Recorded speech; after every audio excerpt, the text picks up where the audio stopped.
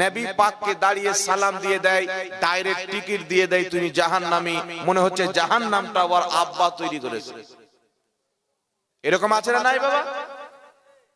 আর মানুষকে সমাজে এমন বানিয়ে দিচ্ছে, কিছু লোক দেখতে পাওয়া যায় ফজরের নামাজ হয়ে গেল আপনাদের এই ডোমকলের মসজিদে, ফজরের নামাজ পর মানুষ মুহাব্বতে রাসূল পাককে দাঁড়িয়ে সালাতু সালাম দিবে, সালাতু সালাম দিবে। কিছু মানুষের ব্রেনে বিষ ঘুলে দেওয়া হয়েছে, যেমন শয়তান আজান শুনলে পালায়, এ নবীর তাজিম দেখলে পালায়।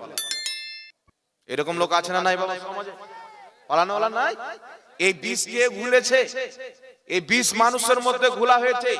মানুষকে শিক্ষা দেওয়া হয় দাঁড়িয়ে সালাম দিলে জাহান্নামে চলে যাবে, মিলাদুন নবী পালন করলে জাহান্নামে চলে যাবে, নবীর নাম শুনে চুমুন দিলে জাহান্নামে চলে যাবে। আমি আপনাকে একটা কথা বলতে চাই, একটি কথা মনে রাখবেন, আপনার নামাজ থাকতে পারে, রোজা থাকতে পারে, মাদ্রাসা থাকতে পারে, বিদ্যা থাকতে পারে, কোরআনের হাফিজ হতে পারেন, হাদিস মুখস্থ জানতে পারেন, কিন্তু যদি আপনার অন্তরে রাসূল পাকের সচ্চা পাক্কা মুহাব্বত না থাকে, আদব না থাকে, আপনার নামাজের কোনো মূল্য নাই, আপনার হাদিস জানার কোনো মূল্য নাই, আপনার বিদ্যার কোনো মূল্য নাই। এক কথা, যার অন্তরে রাসূল পাকের আদব নাই, ওই ব্যক্তি যতই নামাজ পড়ুক মুসলমান হতে পারে না। জোরে বলেন সুবহানাল্লাহ।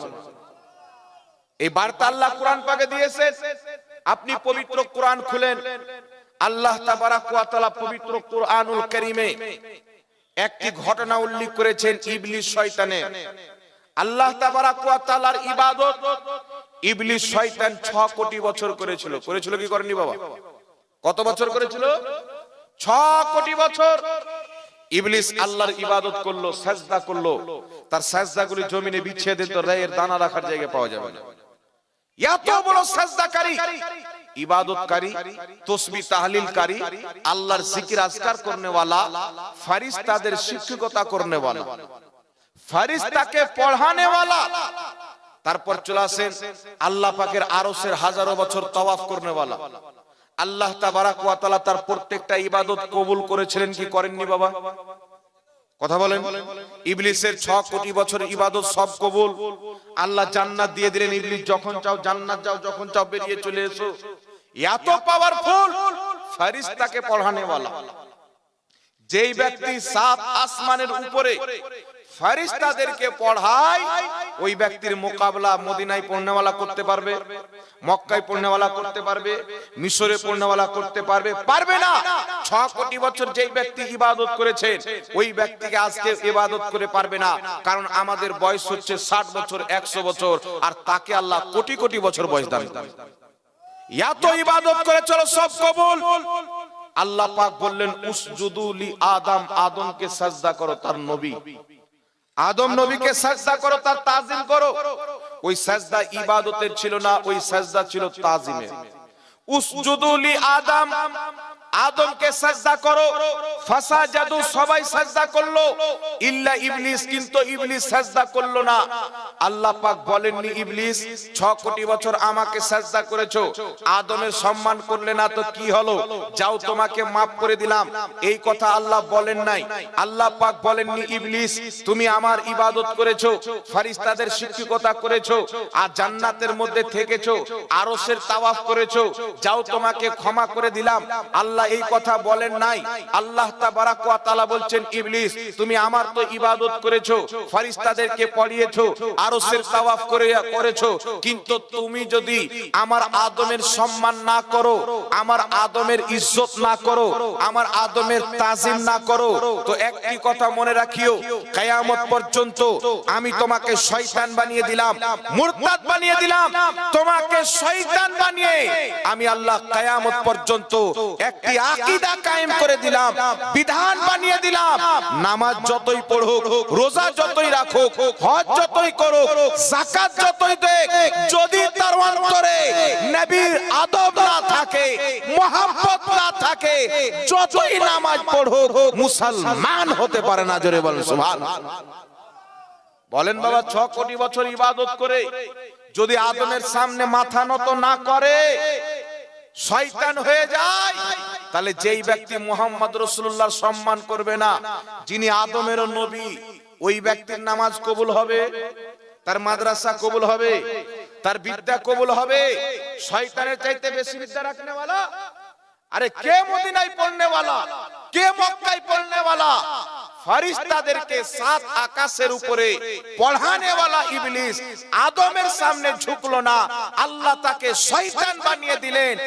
আজ যারা নবী মুস্তাফার জন্য দাঁড়াতে কষ্ট পায়, বিদআত মনে হয়, শিরক মনে হয়, হারাম মনে হয়, আমি তাকে বলতে চাই তোমার মধ্যে আর শয়তানের মধ্যে তফাৎ কি থাকলো? শয়তান ঝুঁকতে রাজি ছিল না আর তুমি উঠতে রাজি না। না কি বলেন বাবা? শয়তান ঝুঁকতে চাচ্ছিল না, ও কি নামাজ পড়তে চাচ্ছিল না? 6 কোটি বছর ইবাদত করেছে আল্লাহ, তুমি আরো যত হায়াত দিবে তোমার ইবাদত করবে। ও তো সবে রাজি, আল্লাহর ইবাদত করবে রাজি, তাওয়াফ করবে আরো সে রাজি, ইবাদতে কোনো কমতি নাই, কিন্তু আদমের সামনে ঝুঁকবো না। এইরকম কিছু ক্যাটাগরির লোক সমাজে পাওয়া যায়, নামাজ পড়বো 5 ওয়াক্তের, কপালে ঘাটটা ফেলে দেবো, কোনো সমস্যা নাই, কিন্তু বলে নবীর সম্মানে আমরা দাঁড়িয়ে একবার সালাত ও সালাম পাঠ করি, এমন ভাবে ইনকার করে যেমন ইবলিস পূর্বে ইনকার করেছিল। তাহলে আমার আপনার মধ্যে ইবলিসের চরিত্র কেন থাকবে? আমাদের মধ্যে চরিত্র থাকবে সাহাবায়ে কেরামে, আমাদের মধ্যে চরিত্র থাকবে ওই সাহাবা যারা নবীর মহব্বতে চোখ বন্ধ করে নিজের গর্দান কাটিয়ে জীবন দিয়ে দিয়েছেন। জোরে বলুন সুবহানাল্লাহ। সাহাবার ইতিহাস পড়েন, সাহাবার তারিখ পড়েন, তারা রাসূলের কায়নাতের মহব্বতে নিজের জীবন দিয়ে দিয়েছেন। কিন্তু আজকে বিরাদর ইসলাম কত রকমের ছলনা করা হয়, কত রকমের বাহানা করা হয়, এই নবী বলা যাবে না, বলে কি বলেন না বাবা? কিছু মার্কেটের লোক বেরিয়েছে, দেখলেন ইদানিং বাংলাদেশে একটা মৌলবি বেরিয়েছে, আর আমাদের ভারতের মাটিতে কয়েকটা মৌলবি বেরিয়েছেন, এরা মানুষকে বলতে চায় যদি আপনি ইয়া আইয়ুহান নবী বলেন তাহলে আর অর্থ হবে হে সম্মানিত নবী, আর যদি ইয়া নবী বলেন তাহলে নবীকে অপমান করা হলো, বলে কি বলেন না বাবা? আচ্ছা আপনারা বলেন তো, ইয়া আইয়ুহান নবী এর অর্থ যদি হয় হে সম্মানিত নবী, তাহলে ইয়া আইয়ুহাল কাফিরুন এর অর্থ কি হবে? হে সম্মানিত কাফির। না কি বলেন? এ মাতাল বক্তাকে কে বুঝাবে যে ইয়া আইয়ুহান নবী কোরআন পাকে আছে, ইয়া আইয়ুহাল কাফিরুনও কোরআন পাকে আছে, এটার অর্থ যদি হে সম্মানিত নবী করো, অটোমেটিক ইয়া আইয়ুহাল কাফিরুনের অর্থ হবে হে সম্মানিত কাফির। আর আল্লাহ কোরআন পাকে বলছেন ইজ্জত কাফিরদের জন্য নয়, সম্মান কাফিরদের জন্য নয়, সম্মান হচ্ছে আল্লাহর জন্য, আল্লাহ রসুলের জন্য, আল্লাহ আল্লাহ রসুলকে মাননেওয়ালা ইমানদারের জন্য। জোরে হবে না সুবহানাল্লাহ? এদের জন্য সম্মান। মানুষকে কি বোকা বানাচ্ছে বাবা? তাই দুনিয়ার যে কোনো ডিকশনারি পড়েন, দুনিয়ার যে কোনো কোরআন পাকের অনুবাদ পড়েন, পৃথিবীর কোন অনুবাদ কোন ডিকশনারিতে এই শব্দ কোন মায়ের লাল দেখাতে পারে না যে ইয়া আইয়ুহান নবীর অর্থ হে সম্মানিত নবী। এটা কোরআন পাকের অনুবাদের নামে মুল্লাদের মিথ্যাচার।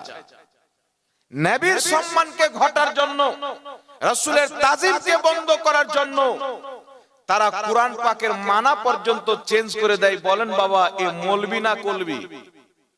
এ তো স্পষ্ট কলবি, এ তো মৌলবি নয়। নিজের নাপাক উদ্দেশ্য পূর্ণ করার জন্য নবী মুস্তাফা সাল্লাল্লাহু আলাইহি সাল্লামের প্রতি যে কোরআন আল্লাহ অবতীর্ণ করেছেন, আল্লাহর কোরআনের মানা চেঞ্জ করে দেয়। কিন্তু বাবা ইয়া আইয়ুহান নবী এর অর্থ হচ্ছে হে নবী, ইয়া নবী এর অর্থ হচ্ছে হে নবী, আইয়ুহান নবী এর অর্থ হচ্ছে হে নবী। আচ্ছা বলেন তো, কোন ব্যক্তি যদি আপনাকে বলে যে আব্বা আলাদা বাপ আলাদা, মানা যাবে? কথা বলে? কেউ যদি বলে আব্বা মানে হচ্ছে আম্মা মায়ের স্বামী আর বাবা মানে হচ্ছে খালার স্বামী, তাহলে ও মৌলবীকে বোকা বলবে কি বলবে না? জোরে বলেন, বলবে কি বলবে না?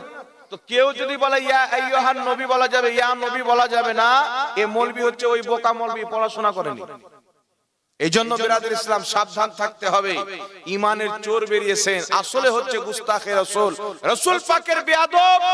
সুদ খানেওয়ালার সাথে সেই রকম লড়াই করবে না যেই রকম লড়াই নবী মুস্তাফার তাজিম করনেওয়ালার সাথে করবে।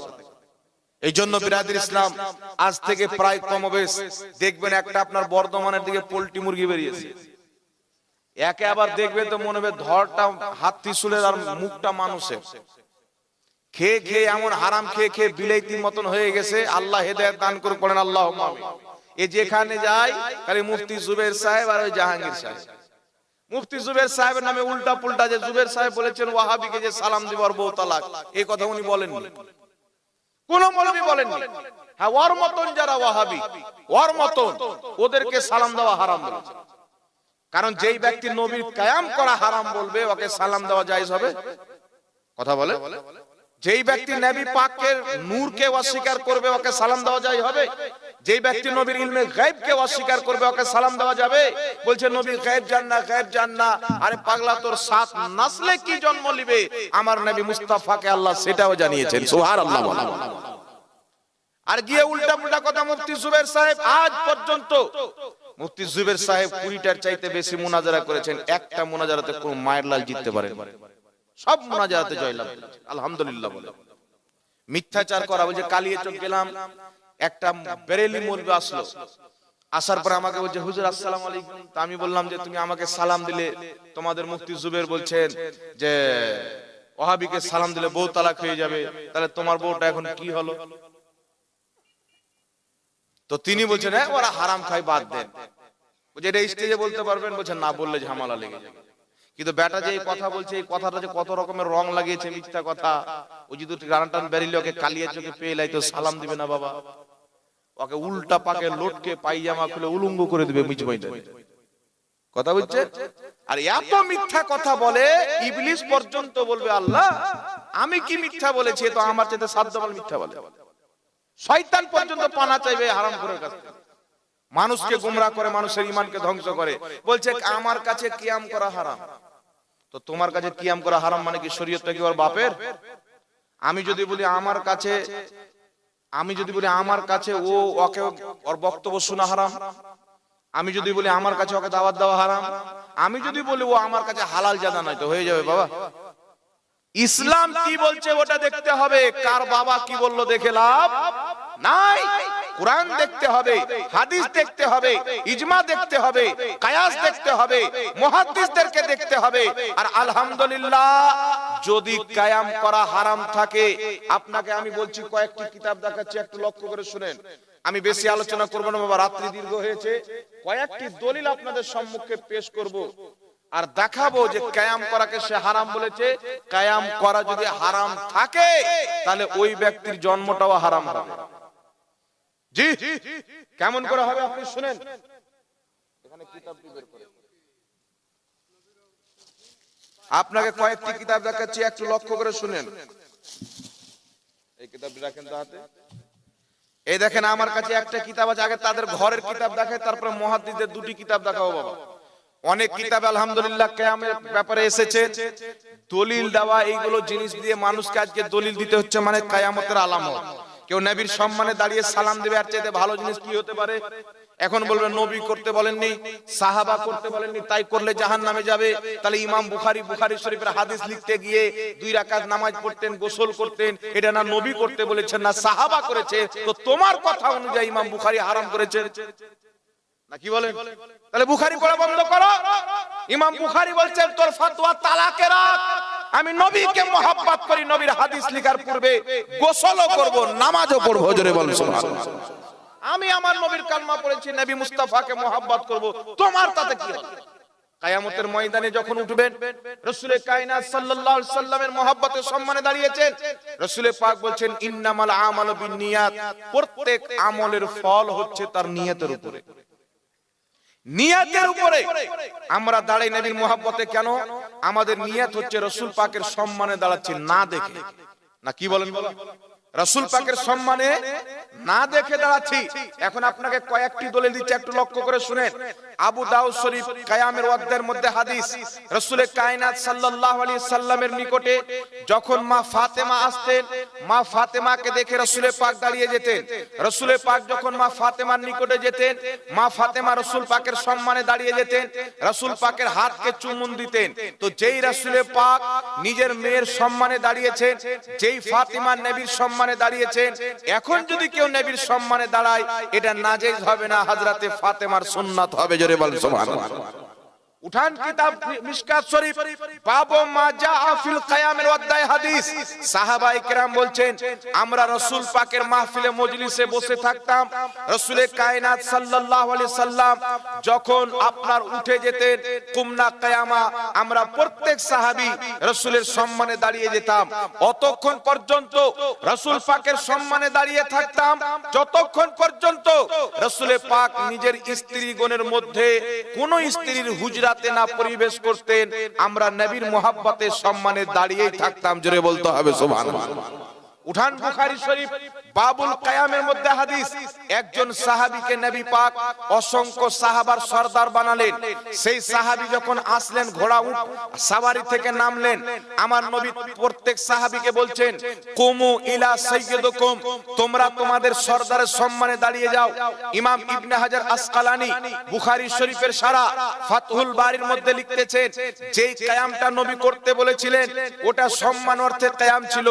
ইমাম নববী রাহমাতুল্লাহ আলাইহি বলছেন, যেই কিয়ামটা নবী করতে বলেছিলেন, যেটা দাঁড়িয়ে যেতে বলেছিলেন, ওটা সম্মান অর্থে দাঁড়াতে বলেছিলেন। এখন আপনাকে বলতে চাই, যদি এক সাহাবী অপর সাহাবীর সম্মানে দাঁড়ায়, আমার নবী অনুমতি দেয়, তাহলে নবীর কলমা পড়নেওয়ালা উম্মতি যদি রাসূলের সম্মানে দাঁড়ায়, এটা নাজায়েজ হতে পারে? কথা বলেন বাবা, নাজায়েজ হতে পারে? কোনই মতে নাজায়েজ হতে পারে না। এখন কথা হচ্ছে হুজুর, ইমাম বাইহাকি রাহমাতুল্লাহ আলাইহি কমবেশ 1150 বছর পূর্বের ইমাম, তিনি বলছেন সম্মান অর্থে কিয়াম করা যায়। ইমাম ইবনে হাজার আসকালানী বুখারী শরীফের সারা ফাতহুল বারীর মধ্যে লিখছেন, কোন ব্যক্তিকে দাঁড়িয়ে সালাম দেওয়াতে কোনো সমস্যা নাই, বরং জায়েজ রয়েছে। ইমাম ইবনে হাজার আসকালানী বুখারী শরীফের শ্রেষ্ঠ সারা ব্যাখ্যা কিতাব ফাতহুল বারীর মধ্যে লিখছেন, কি লিখতেছেন? তিনি লিখছেন, সম্মানিত ব্যক্তির জন্য দাঁড়িয়ে যাওয়া, দাঁড়িয়ে তার সম্মান করা, এটা ইসলামে জায়েজ, বরং মুস্তাহাব, সওয়াবের কাজ। একটু জোরে বলতে হবে সুবহানাল্লাহ। এখন প্রশ্ন হচ্ছে হুজুর, আরেকটা হাওয়ালা শুনলেন ইমাম মুল্লা আলী কারি, যিনি মক্কা মদিনার ইমাম ছিলেন, 2.5 লক্ষ হাদিসের হাফিজ, তিনি নিজের কিতাব মিশকাতের সারা মিরকাতের মধ্যে লিখছেন, আল কিয়ামু আলা ওয়াজহিল বিররি ওয়াল ইকরামে জায়েজুন, সম্মান অর্থে কিয়াম করা ইসলামে জায়েজ আছে। ইসলামে জায়েজ, কিন্তু কিছু জাহিল মৌলবীদের শরীয়তে না জায়েজ। তো আমরা ইসলাম মানবো না মৌলবীর শরীয়ত মানবো বাবা? আর জোরে বলেন, ইসলামকে না মানতে হবে। এখন আপনাকে বলছি শুনেন, বলবে হুজুর, নবীকে দেখে ফাতেমা দাঁড়িয়েছিলেন, সাহাবা দাঁড়িয়েছিলেন, নবীকে দেখে আপনারা কি দেখতে পান? প্রশ্ন হবে কি হবে না? আপনারা কি দেখতে পান? বিশ্ববিখ্যাত মুহাদ্দিস, জগৎ বিখ্যাত ইমাম, ইমাম কাজী আয়াজ রাহমাতুল্লাহ আলাইহি নিজের কিতাব শেফা শরীফের মধ্যে লিখতেছেন, যেমন ভাবে সাহাবায়ে কিরাম নবী পাককে দেখে সম্মান করতেন, কিয়ামত পর্যন্ত না দেখে উম্মতের জন্য একই ভাবে নবীর সম্মান করা ইসলামে জায়েজ আছে। জোরে বলতে হবে সুবহানাল্লাহ। এই জন্য সাহাবা নবীকে দেখে দাঁড়াতেন। আমরা নবী মুস্তাফাকে না দেখে দাঁড়িয়ে প্রমাণ করে দিই, যদি আমরা নবীর জামানায় থাকতাম, যেমন সাহাবা নবীর মহব্বতে গর্দান দিয়েছেন, প্রয়োজন পড়লে আমরা রাসূল পাকের ইশকে মহব্বতে নিজের জীবন খানা দিয়ে দিতাম। জোরে বলেন সুবহানাল্লাহ। এখন আপনাকে শোনাই, শুনেন, এই দেখছেন আমার হাতে একটি কিতাব, কিতাবটির নাম হচ্ছে বাবা আল মুহান্নাদ আলাল মুফান্নাদ। কিতাবটির নাম হচ্ছে আল মুহান্নাদ আলাল মুফান্নাদ। দেওবন্দ মাদ্রাসার 35 জন বড় বড় মৌলবীরাতি সিগনেচার রয়েছে। আশরাফ আলী থানভী সিগনেচার এই কিতাবে আছে। দেওবন্দ মাদ্রাসার প্রতিষ্ঠাতা কাসিম নানতাবি, তার ছেলের সিগনেচার এই কিতাবের মধ্যে আছে। এইভাবে তাদের 35 জন দেওবন্দ আলিমদের সিগনেচার এই কিতাবের মধ্যে রয়েছে। তিনাদের কিয়াম সম্পর্কে আকীদা কি দেখেন, এই কিতাবের আপনার পৃষ্ঠা নাম্বার 71 এর মধ্যে তিনারা কি বক্তব্য দিয়েছেন, কি লিখেছেন, একটু লক্ষ্য করে শুনেন। 71 নাম্বার পৃষ্ঠার মধ্যে লিখতেছেন, এই দেখছেন 71 নাম্বার পৃষ্ঠার মধ্যে লিখতেছেন, जनाब रसूलुल्लाह सल्लल्लाहु अलैहि वसल्लम के जिक्र वलादत के वक़्त क़याम का इनकार और उसके करने वाले पर मजूस और रवाफी से मुशाबहत देकर तस्लीम मुनासिब नहीं। नबी पाक सल्लल्लाहु अलैहि वसल्लमेर सम्माने जे मुसलमान दाঁড়ায় কিয়াম করে, এটাকে রাফজিদের সাথে তুলনা করা, মাজুসীদের সাথে তুলনা করা বা অস্বীকার করা মোটেই উচিত নয়। কি বলছেন? क्योंकि कारण जे बहुत आइम्मा ने असंख्य इमामगण क़याम मज़कूर को जनाब रसूलुल्लाह सल्लल्लाहु अलैहि वसल्लम की जलालत व अजमत की शान के इरादे से मुस्तहसन समझा है और ये ऐसा फेल है जिसकी जात में कोई खराबी नहीं। ওদের 35 জন আলিম সিগনেচার করেছেন। এখানে বলছেন কিয়ামকে অস্বীকার করা মোটেই উচিত নয়, কারণ অসংখ্য ইমাম নবীর সম্মানে, নবীর ইজ্জতের খাতিরে, নবীর জালালতের খাতিরে, নবীর আজমতের খাতিরে এই কিয়াম করাকে অতি উত্তম কাজ বলেছেন। আর কিয়াম এমন একটি পবিত্র কাজ যে এই কাজের মধ্যে কোনো খারাপি, কোনো ভুল জিনিস নাই। একটু জোরে বলতে হবে সুবহানাল্লাহ। তাই কিয়াম করা যদি হারাম হয় তাদের 35টা বাপ জাহান্নামে যাবে কি যাবে না বাবা? কথা বলেন। আর তার 35 জন বাপ যদি জাহান্নামী হয় তাহলে পোলাপালি কোথায় যাবে?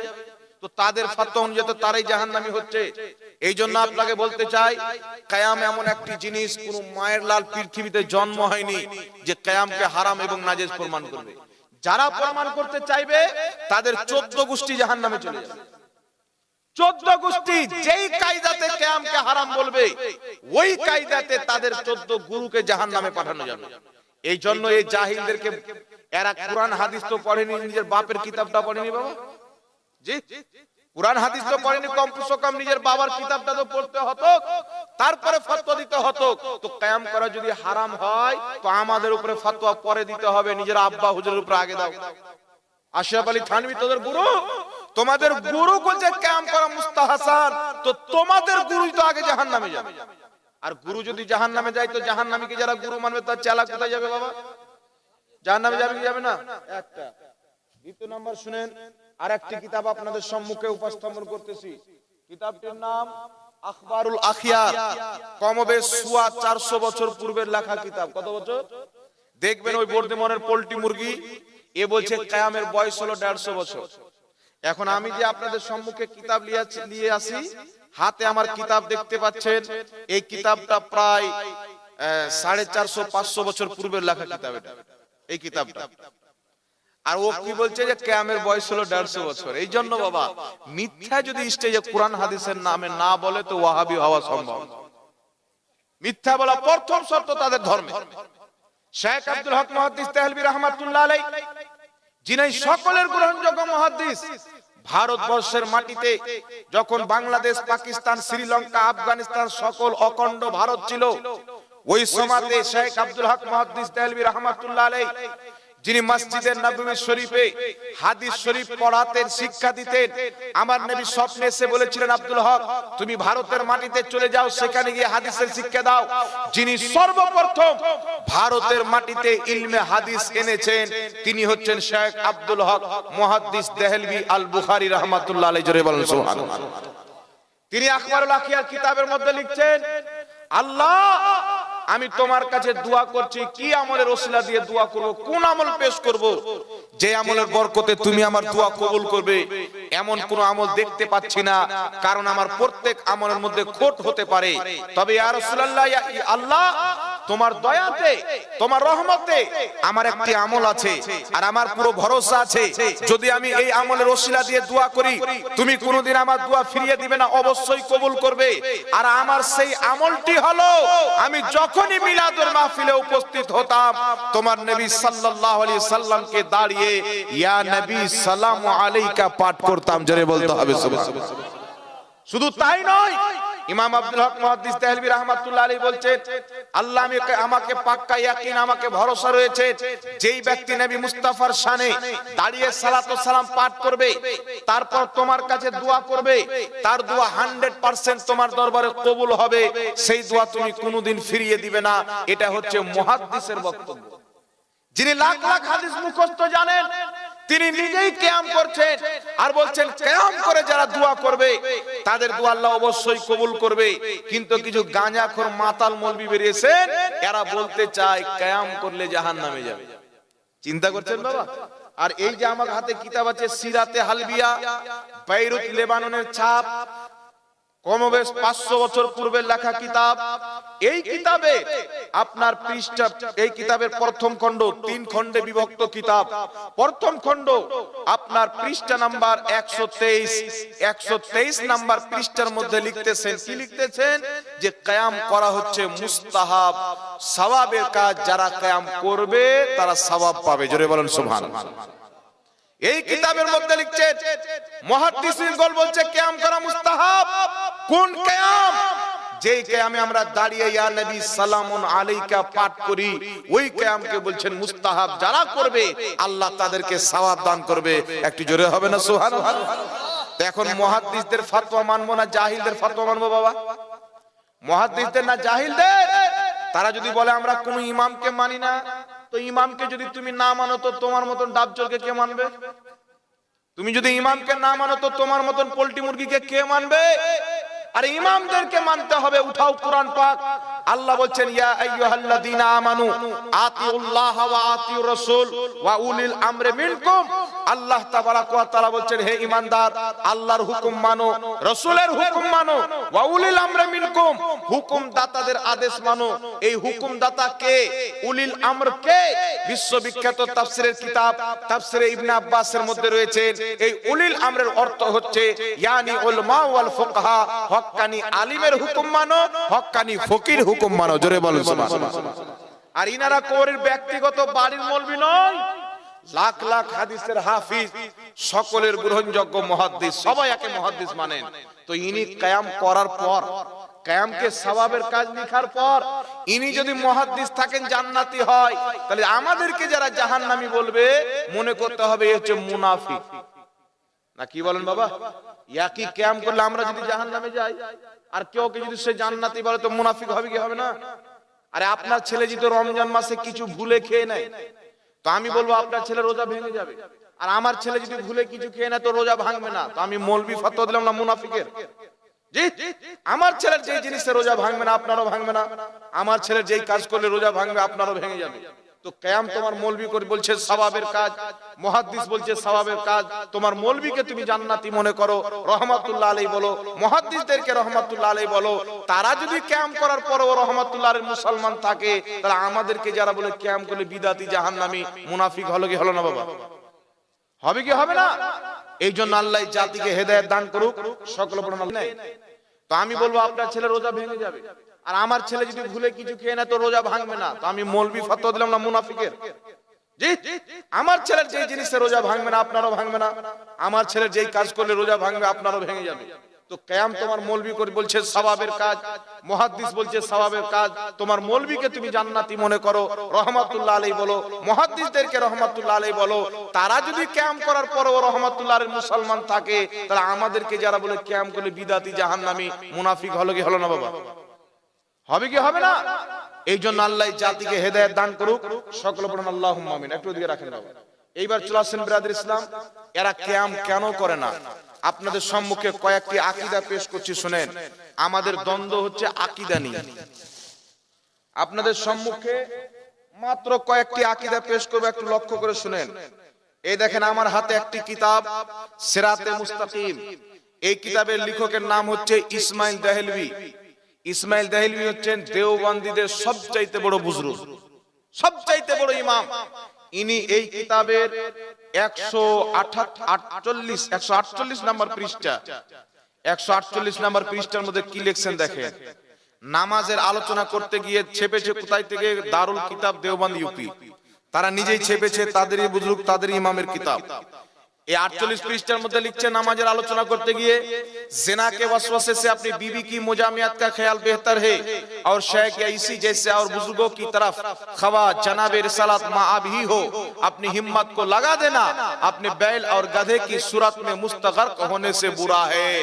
লিখছেন নামাজের মধ্যে যদি স্বামী স্ত্রীর ভালোবাসার স্মরণ চলে আসে নামাজ হয়ে যাবে, গরু ছাগলের স্মরণ চলে আসলে নামাজ হয়ে যাবে, কিন্তু নবীর স্মরণ যদি চলে আসে বা কোন আল্লাহর নেক বান্দার স্মরণ যদি চলে আসে তো নামাজ হবে না, শিরক হবে। নবীর স্মরণ আসার চাইতে গরু ছাগলের স্মরণ নামাজে আসা উত্তম। তাহলে বলেন বাবা, এই জাতি নবীর মোহাব্বত করনেওয়ালা না নবীকে গালি দেনেওয়ালা? একটা হলো খালি শুনে যান, আর আমি আপনাদের সম্মুখে ই বলবো, রেজাল্ট পরে বলছি যে এরা কেন এগুলো করে। এই কিতাবের নাম হচ্ছে তাকওয়াতুল ঈমান। একই লেখক ইসমাইল দেহলভী। কিতাবটি ছাপা হয়েছে কুতুবখানা রহিমিয়া দেওবন্দ ইউপি থেকে। এই কিতাবে আপনার পৃষ্ঠা নাম্বার 50 এর মধ্যে লিখতেছেন, 50 নম্বর পৃষ্ঠার মধ্যে কি লিখতেছেন? 50 নম্বর পৃষ্ঠার মধ্যে লিখতেছেন, নবী नबी हो ओली नबी हो या वली हो सब अल्लाह के मुकर्रब बंदे हैं, सब हमारे भाई। नबी हो ওলি হোক, সব আল্লাহর কবুল মকবুল বান্দা, এরা সব হচ্ছে আমাদের ভাই। আল্লাহ ने उनको बढ़ाई दीते वो बड़े भाई हुए, আল্লাহ उनদেরকে বেশি সম্মান দিয়েছেন তো उनारा বড় ভাই হলেন। खबा उनकी इज्जत बड़े भाई किसी करनी चाहिए, उनদের সম্মান বড় ভাইয়ের মতোই করতে হবে। আচ্ছা বলেন, নবীকে ভাই বলা যাবে? আল্লাহ কোরআন পাকে বলছেন, মাকানা মুহাম্মাদুন আবা আহাদিম মির রিজালিকুম ওয়ালাকিন রাসূলুল্লাহ ওয়া খাতামান নবিয়্যিন। আল্লাহ পাক পবিত্র কোরআনে বলছেন, মুহাম্মদ তোমাদের মধ্যে কোন ব্যক্তির বাবা নয়, ওয়ালাকিন রাসূলুল্লাহ উনি একজন আল্লাহর রাসূল, ওয়া খাতামান নবিয়্যিন সমস্ত নবীর শেষ নবী। আল্লাহ বলছেন, মুহাম্মদ তোমাদের মধ্যে কারোর বাবা নাই, আর মোল্লা বলছে বড় ভাই। তো বাপ যদি না হয় তো বড় ভাই কি করে হলো? উঠান বুখারী শরীফ ঈমানের অধ্যায় হাদিস, মুসলিম শরীফের মধ্যে হাদিস, মিশকাত শরীফের মধ্যে হাদিস। রাসূলে কায়নাত বলছেন, লা ইউমিনু আহাদুকুম হাত্তা আকুনা আহাব্বা ইলাইহি মিন ওয়ালিদিহি ওয়া ওয়ালাদিহি ওয়ান নাসি আজমাইন।